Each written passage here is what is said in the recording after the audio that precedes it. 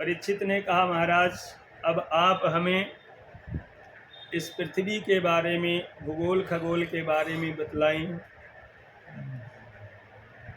सुखदेव जी कहते हैं, राजन इस पृथ्वी पर 7 द्वीप हैं और 7 ही समुद्र हैं। 7 द्वीप में जम्बू द्वीप, प्लक्ष द्वीप, सालमली द्वीप, कुश, क्रौंच, साग और पुष्कर द्वीप हैं। जिसमें जो जम्बू द्वीप है इसके राजा नाभ हुए और जो 7 द्वीप, इसमें जो 7 खंड बने, किम पुरुष खंड, हरिवर्ष, इलाव्रत, रम्यक, हिरण्मय, कुरु, भद्रासव, केतुमाल, और हम लोग जहाँ पर रहते हैं यह पहले अजनाब खंड था, अब भारत है।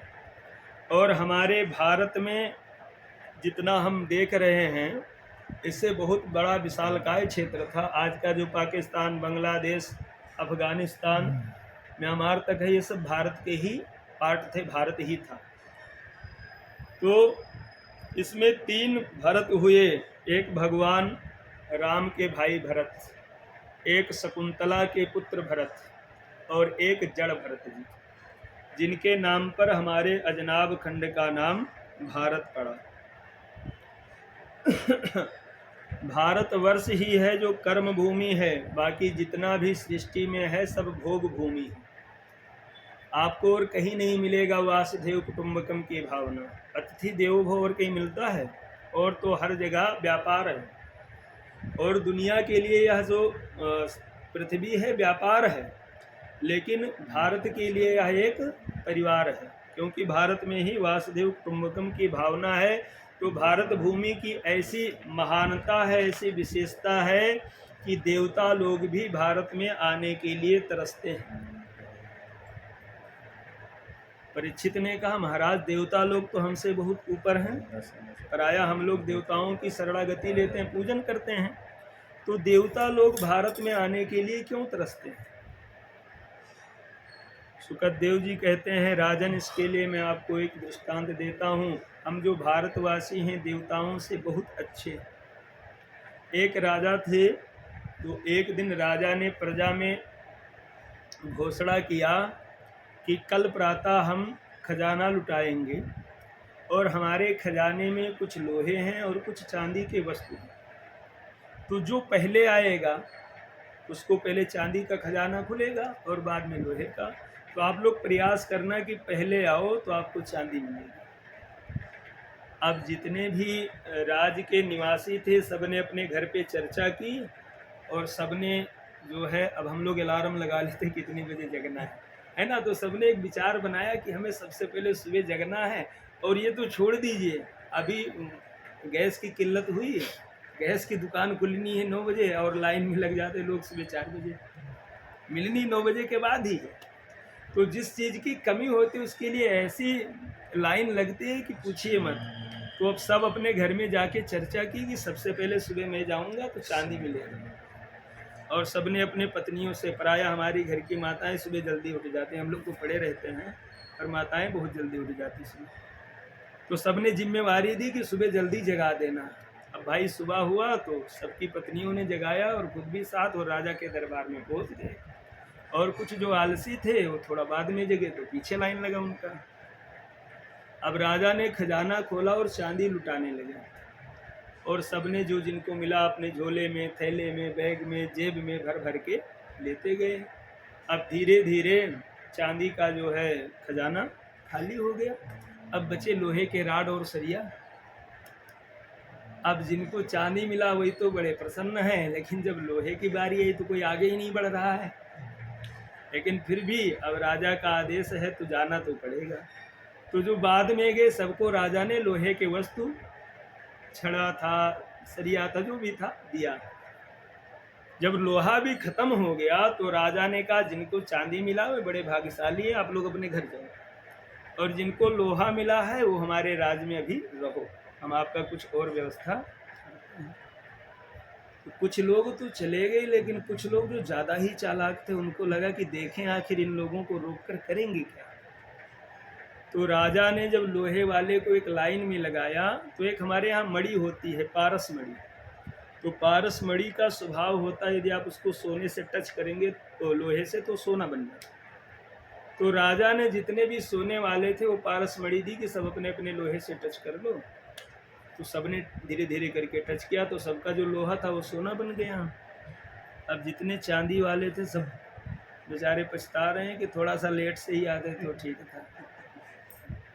इसकी कीमत तो लाखों में किलो के भाव है और उसकी कीमत लाखों में 10 ग्राम का भाव है। तो ये बड़ा कीमती चीज़ था, हम लोगों ने तो जो है गड़बड़ कर दिया पहले आकर के। तो कहते हैं ऐसे जैसे पारस मणि के संयोग से लोहे का कीमत चांदी से ज़्यादा बढ़ जाता है, ऐसे भारत भूमि में संतों के संपर्क से, संतों के कृपा से भारत भूमि की महत्ता स्वर्ग से भी ज़्यादा बढ़ जाती है। फिर इस ब्रह्मांड का परिमाप बताया। एक एक ब्रह्मांड 14 तल्ले का होता है। नीचे अतल, बितल, सुतल, तलातल, महातल, रसातल और पाताल लोक। ऊपर भू, भुआ, स्वह, महा, जन, तप और सत्यलोक। और एक ब्रह्मांड का जो परिमाप होता है यह 50 करोड़ योजन में फैला है। कितना? 50 करोड़ योजन में। और ऐसे अनेक ब्रह्मांड इस सृष्टि में हैं। परीक्षित ने कहा, महाराज आप हमें ये बतलाओ कि ये जो लोग पाप करते हैं वही नरक में जाते हैं, जो पुण्य करते हैं या उससे भी ऊपर कर्म करते हैं वही साकेत धाम या वैकुंठ में जाते हैं, और जो पुण्यात्मा होते हैं स्वर्ग में जाते हैं। तो जो स्वर्ग में गए, वैकुंठ में गए, उनका तो ठीक है, पर मैंने सुना है नरक की यातना बड़ी कठिन होती है।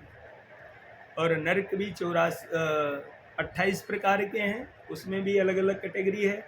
तो महाराज बताओ, इन नरकों में क्या कोई हम अनजाने में पाप कर देते हैं, उस पाप के प्रभाव से भी हमें नरक में जाना पड़ेगा?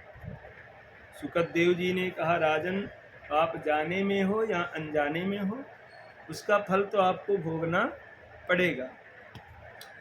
फिर नरकों की गति बतलाई और कहते हैं पृथ्वी के दक्षिण दिशा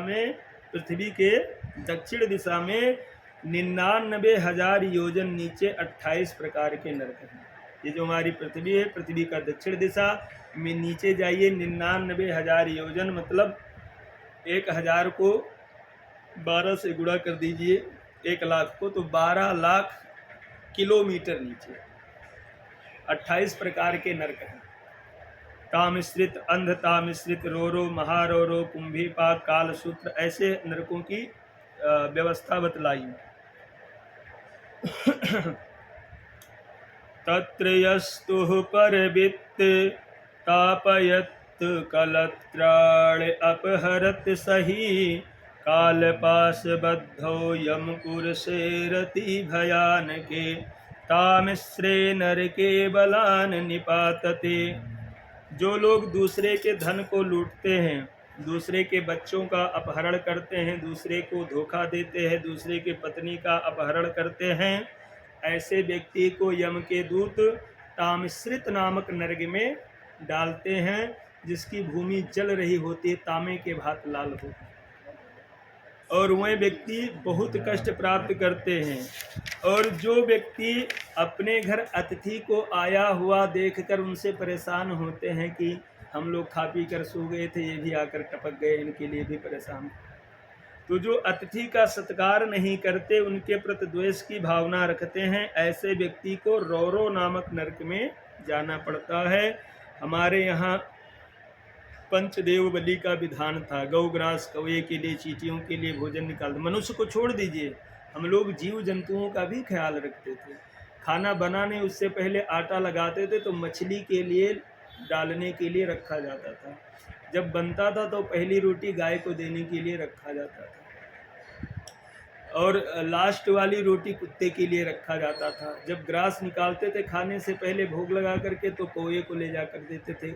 इस प्रकार की व्यवस्था। फिर पंचदेव बलि करते थे, आहुति डालते थे अग्नि में। लेकिन धीरे धीरे सब पश्चिमी सभ्यताओं को अपनाते अपनाते अब तो आधा खाना बनता है, आधा नहीं बनता, और भोजन शुरू हो जाता है।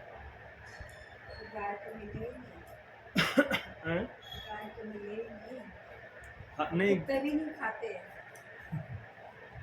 तो अब